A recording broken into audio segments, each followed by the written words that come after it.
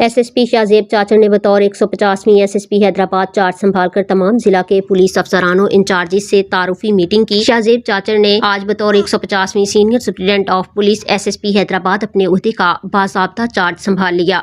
उन्होंने ये जिम्मेदारियां अदील हुसैन चांडियों से बाज़ाब्ता तौर पर वसूल की और अपने फ़राइज़ की अंजामदही का आगाज़ कर दिया।